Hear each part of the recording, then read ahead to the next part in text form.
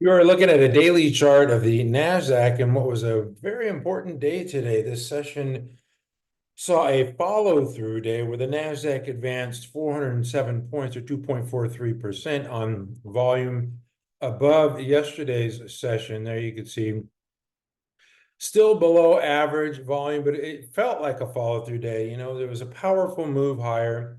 A couple of significant things that happened today. The index climbed above its moving average and closed just a tick, 0.3% above its 21, and now it's 2.1% below this 50 here.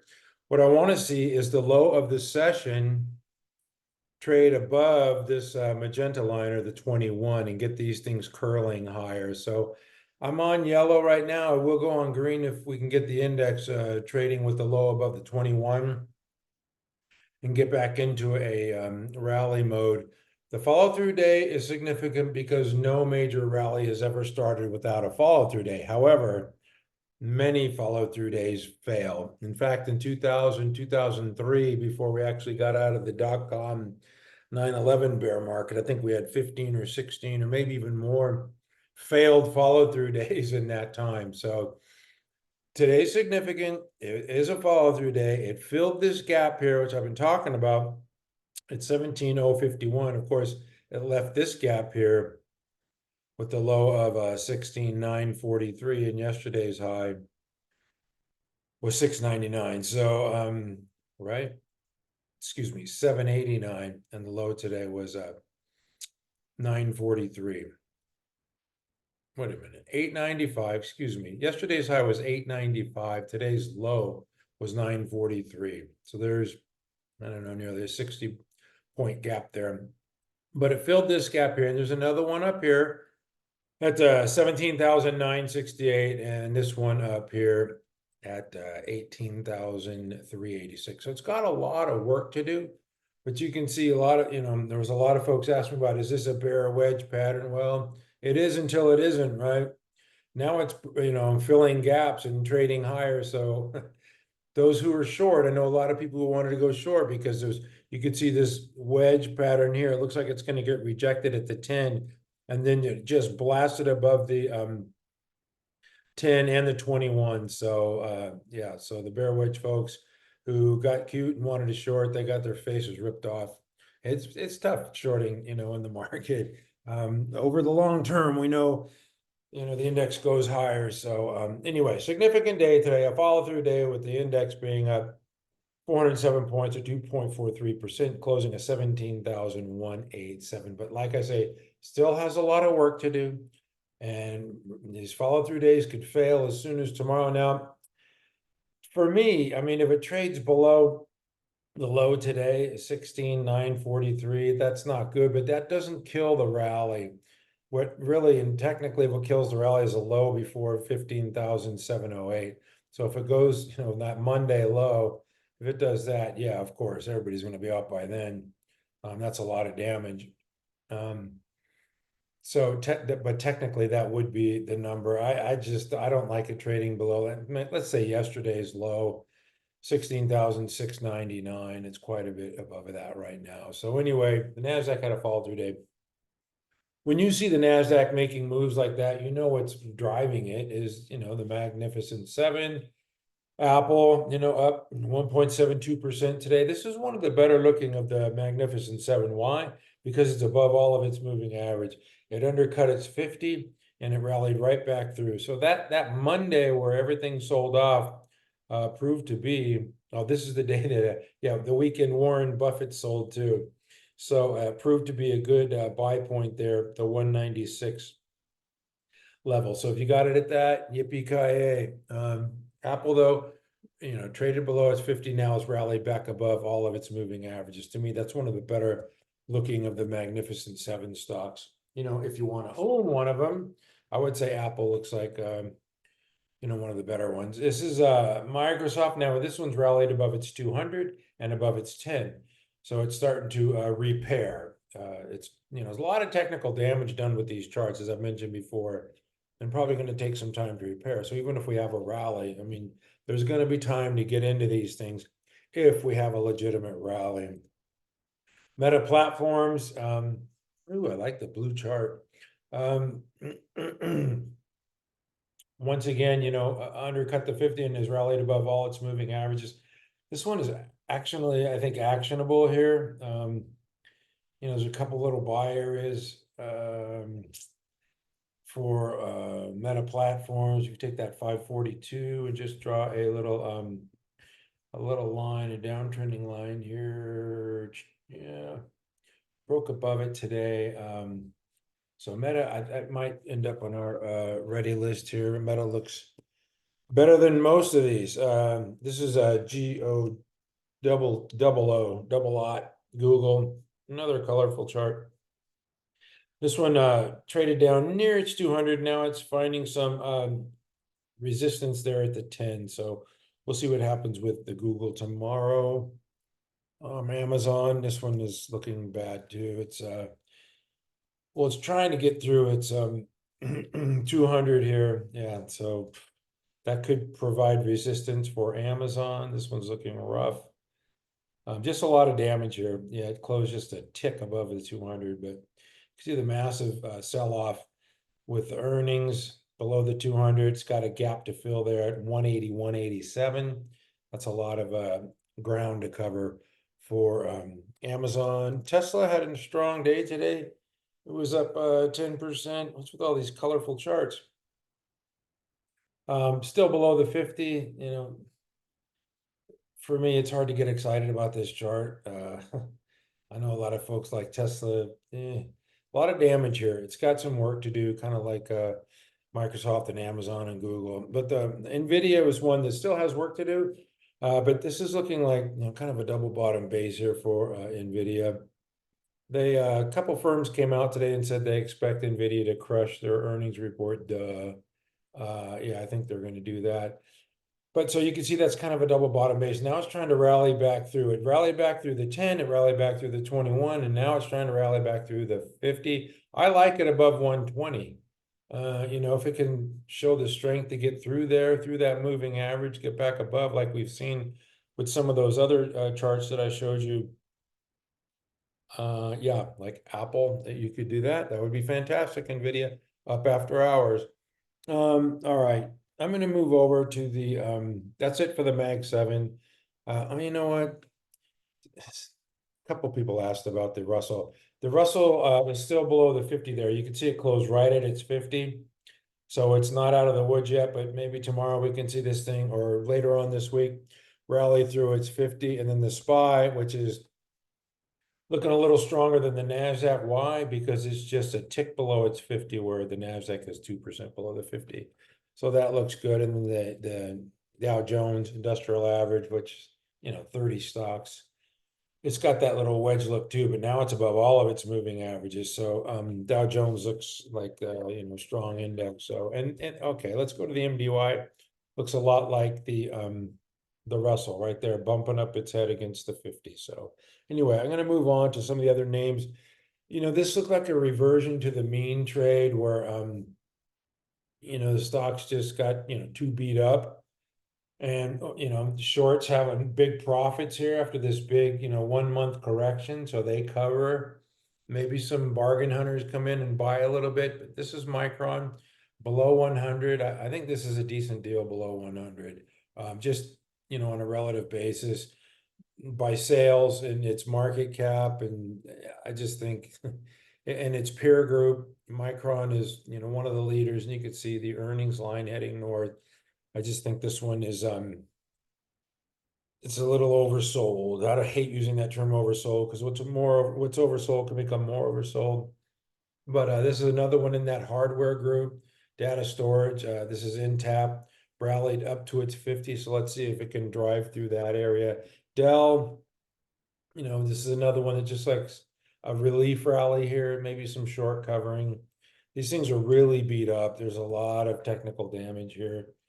So it's probably going to take them some time to set up. This is Vertiv Holdings, VRT. When the short-term moving averages cross below the longer ones, this isn't a pretty steep downtrend, but probably just forming a base, and we'll build a base and come back. We'll hear from them on a later date. SMCI, once again, just some short covering, looks like, after trip from 9, or actually you can go to 1,000, in a very short period of time below 500. So shorts have to cover on stuff like that. Just pointing this out. Yeah, they were strong today, but there's a lot of technical damage here. And even though we had a fall through day, those are not the type of stocks I would be looking at. All right, I'm going to move on. I'm going to show you some stocks that I am looking at, but not yet. I just got to go through a couple of these earnings dates. This is Home Depot reported earnings this morning. There's no growth here. Thought it might get a little bit of a haircut, but it just pulled back to its moving averages. And this one is just marking time here. I'm not doing a whole lot, but a good day just to be, up 1% after that type of report. But Starbucks was the big news maker today. They hired the Chipotle CEO. It's up 24%. And let me tell you something, I'm a big believer in personnel changes make a huge difference. If you want to look at AMD, let's take a look at when Lisa Su took over at AMD. I believe it was back, Lisa Su hired a CEO, here, what was it, October of 2014, I believe. And if you want to get a just kind of a reading on what Lisa Su has meant to AMD, you just go to the comparison chart and go back to that date when she was hired. It's up, nearly 5,000%. So this thing was languishing, doing nothing. And then Lisa Su comes along. You can see this right here, just absolutely nothing, down to $1. She gets hired. Man, this thing has been a monster. So hiring Brian Niccol, the Chipotle CEO at Starbucks, is a big move. It's important. Maybe he can get the ball rolling, but I'm a believer that they're losing market share in all over the world, especially China. But there are some little things that he can do to correct and help right away. But I believe they're still having their lunch handed to them by bros, Dutch bros. And Intel's hired quite a few CEOs over time, some real good ones, but they couldn't fix it, right? So there's no guarantee that he's going to come in and fix this mess. This is Intel with all their CEOs. Just it's down to prices from 20 years ago, 25 years ago. So there's no guarantee that Starbucks is going to make all these changes and be a big hit and start taking market share. For it to be up 25%, I would have to be a seller on that spike for sure. And the stock that got hit was Chipotle. A little unnecessary. I think there's enough talent on the bench there. I think Chipotle is going to be fine. For this thing to trade down like this, I saw it in the morning. I thought, gosh, that's a buy. And it turned out to be a buy for sure. And that's a massive gap there. I'm sorry. I mean, Chipotle has a nice brand. I mean, I don't think people are not going to go to Chipotle just because the CEO's not there. It's got a gap there at 5508, I guess. And like I said, they got talent on the bench, and maybe some people come in with new ideas and they're going to do drive-throughs, and I don't know. I think Chipotle, it's an expensive stock for sure, but I think a new CEO can come in and do a good job. And I don't think they're going to miss the old CEO too much. Not, it was down, what, 15% worth of swing. This is nuts. Anyway, a big beneficiary of the move was CAVA, because thoughts are that, Chipotle is going to lose market share. They got a clown in for the CEO, and really, it doesn't really work that way for the most part. Lisa Su is a rare exception, but maybe CAVA, they're going to report next week, so we're going to hear from them. I don't know, maybe they get some market share from Chipotle. I don't know. 5% gain today with just the news that Chipotle lost their CEO. So Wall Street, they shoot first and ask questions later, and that's what happened with that group today. Sweet Greens is one that had a strong earnings report, rallied on Friday, pulled back on Monday, and today had an inside day, so it's just allowing the moving averages to catch up. So it was just flat on this session. That's healthy. Healthy stock, healthy food.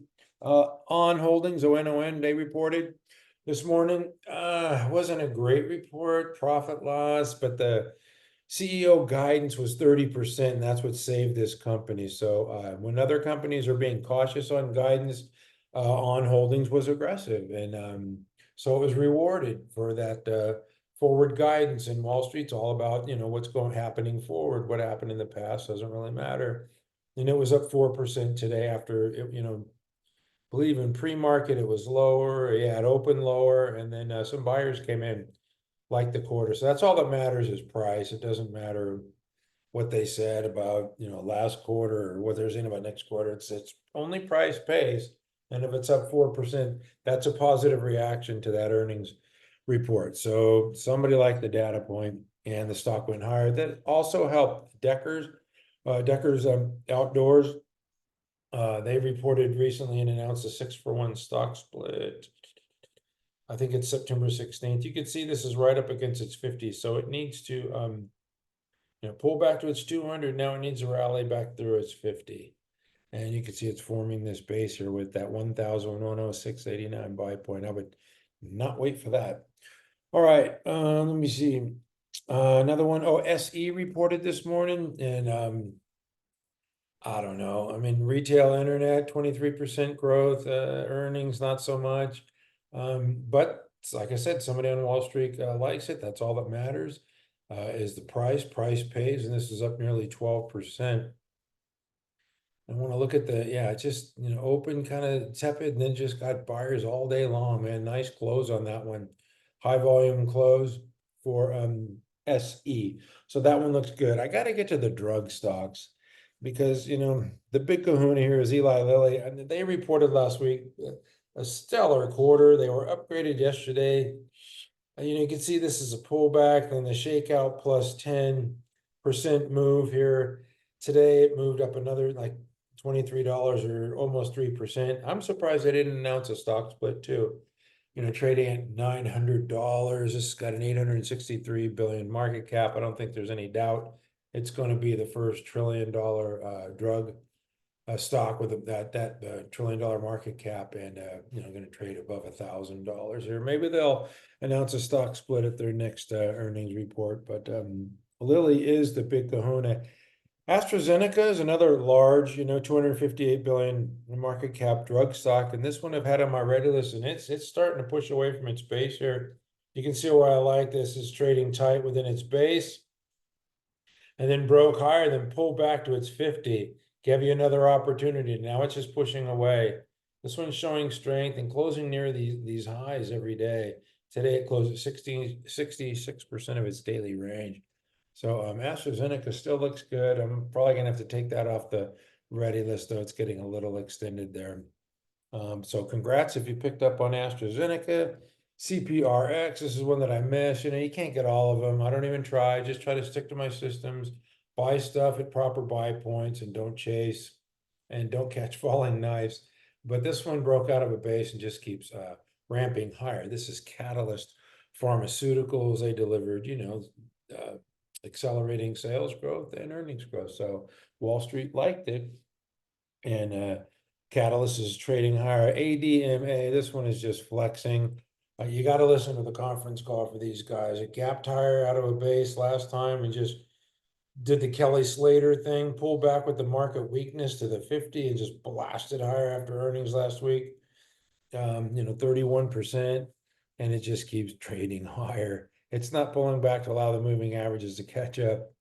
This is a really good looking, IPO base, I think, if you're into such things, right there at the $14 level.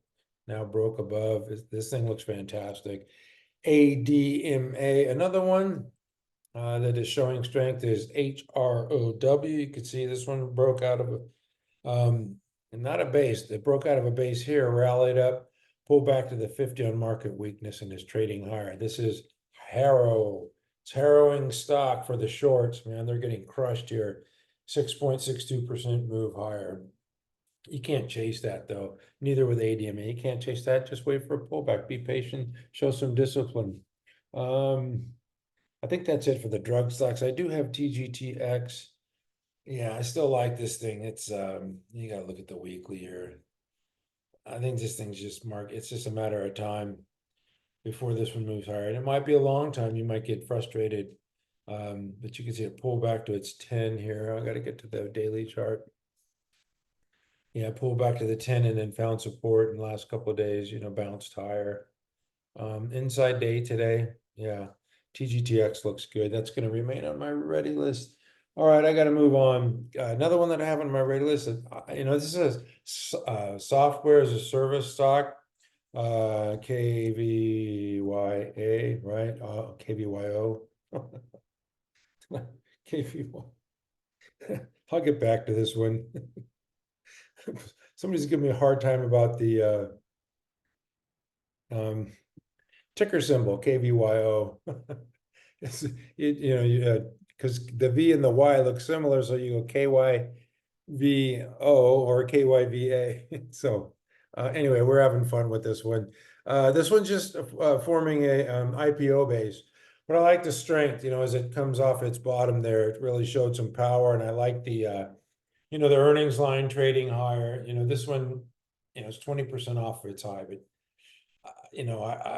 I'm a sucker for fundamentals. I like the fundamentals. I like IPOs.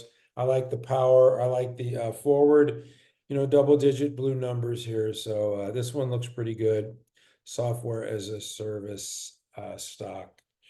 There it is. There's your power, from this moving average. So that one looks good. Quite a few of these software names are starting to perk up here. This is a Monday. They reported earnings yesterday and followed through today with a 1.2% gain. That one looks fantastic. GoDaddy is just turning into a monster. This has got to be on our leading stock list. It's just up every day. I mean, I don't know what to say here. Somebody likes this. Somebody wants to own it.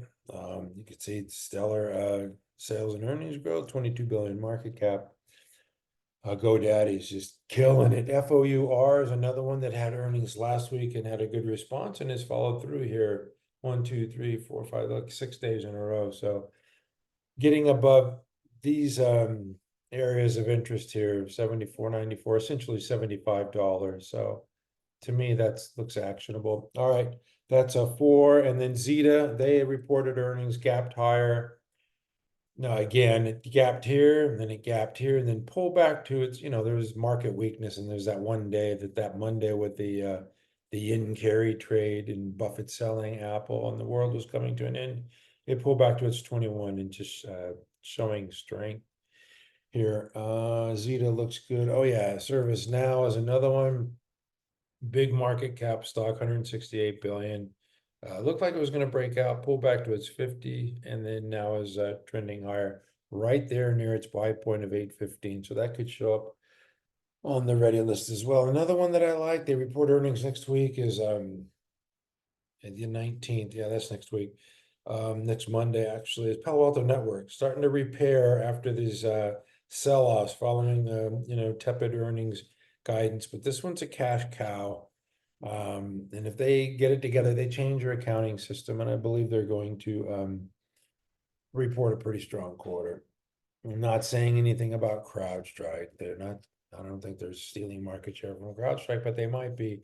Speaking of Crowd, a lot of people say, no, they bought them. This thing's in a downtrend. I'm just gonna avoid it. I haven't been showing this one, but just want to let people know it's below its moving averages here, and there's a lot of resistance and a lot of technical damage with CrowdStrike, so I would just stay away from that one. All right, the hospital medical managed care group is still doing well. This is THC. I've had this one on my ready list, but I'm going to take it off. It's just starting to push away. I like it.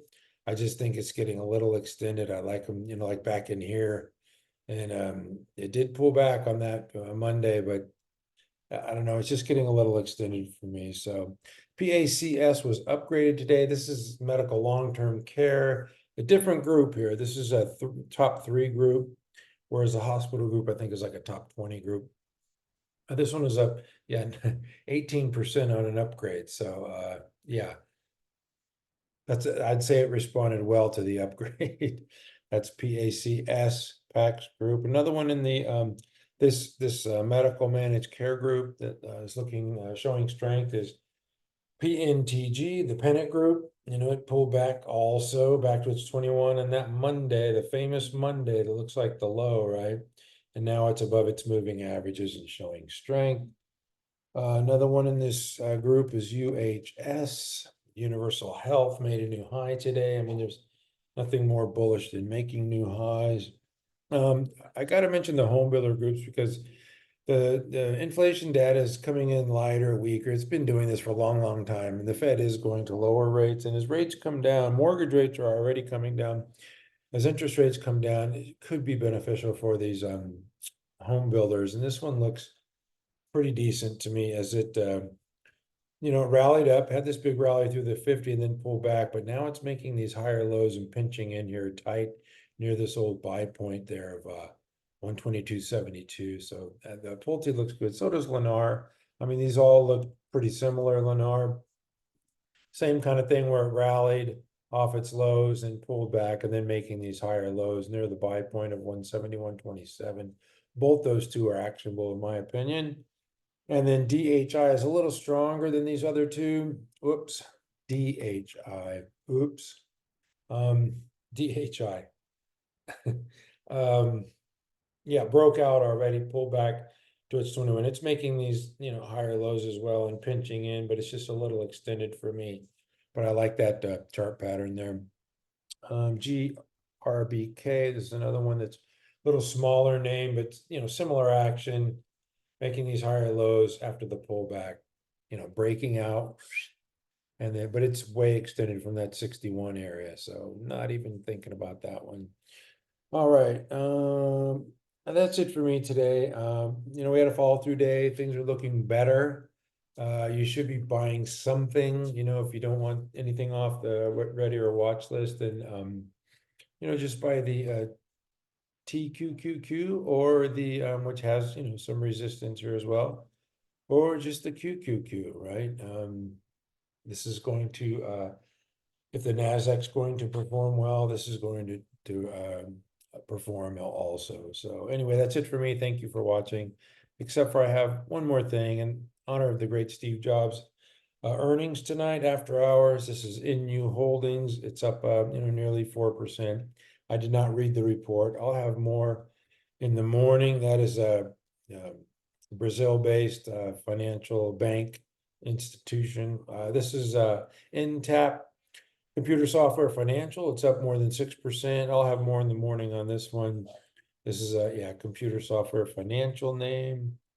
And I believe that's it for tonight. Oh, yeah, Franco Nevada is a minor, up 1.6%. Like I said, I'll have more in the morning. This is actually a nice looking base here. And then the pullback below the 50 and rally above. So we'll see what happens with this one tomorrow. Anyway, follow through day today means we buy something. But once again, you don't just go crazy and put the pedal to the metal, because not all follow through days work. Many of them do fail, but there has never been a major rally without a follow through day. So we got one today. Let's take advantage of it. And thank you for watching. We'll see you tomorrow at mcstockcharts.com. We never give up.